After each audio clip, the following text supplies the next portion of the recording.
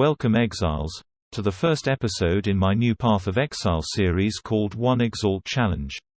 Today's challenge features Volatile Dead, Detonate Dead, Spellslinger Necromancer. We will be leveling this build using a Stormblast Mine and Orb of Storms setup until we reach level 24, when we switch to our Volatile Dead setup. We first grab Stormblast Mine from the town when we defeat Hillock, linked with Arcane Surge. When we get Flame Dash, we will link it to Arcane Surge. Make sure to keep Arcane Surge at level 1. If you have the currency and links, go ahead and grab 2 spell cascades when available. Socket these to begin leveling them, as we will use them later. Get Blastchain Mine support at level 8, and at level 12, link it with Arc. Grab Volatile Dead Gem and get it leveling in a spare socket for later. Link both Blastchain Mine Arc and Orb of Storms with added lightning damage for a beefy boost to your deeps. Help Alira when you get to the Bandits quests, as she will provide 5 mana regenerated per second, plus 20% to Global Critical Strike Multiplier and plus 15% to all elemental resistances. At level 16, grab Desecrate to start leveling it, Wave of Conviction keeping it at level 1, and Herald of Lightning for more clear speed and DPS. At level 18, pick up Elemental Focus and link it to your Arc Mines. Finally, at level 24 you can use your Spellslinger setup as long as you've gotten the Sovereignty notable on the passive tree. Link Flammability to Hextouch support at level 38 and blast your way to the end of the campaign. Run maps until level 70 and then, we can work on gear.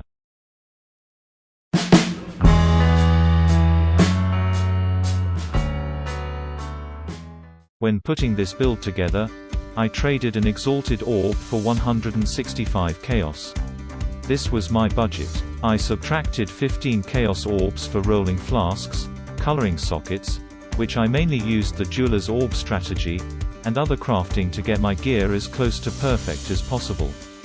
For our wand, we wanted +1 to all fire skill gems, added fire and spell damage and increased critical for spells. We then added the trigger craft to automate Wave of Conviction and Bone Offering. The shield, we were looking for increased critical strike for spells, life and +1 to all fire skill gems. Elemental resistances are nice, but I couldn't find one in our budget, so I crafted some on. On our helmet, I searched for one with the increased mana for Spellslinger enchantment, life regeneration, and resistances. Once again, I couldn't find a lot of resistances in our budget, so crafting did we go. In our armor, we just needed life and life regeneration. The only 6 link that I could find that would already have the required socket colors we needed didn't have a lot of resistances, but that's okay. We still found what we needed elsewhere. Our gloves were all about resistances, life and dexterity, which we couldn't get naturally from our tree. Our boot slot was all about movement speed, life and, or course, resistances. We also picked up a bit more dexterity here. Our necklace was all about attributes. We needed to pick up more intelligence and dexterity and this was the slot for it.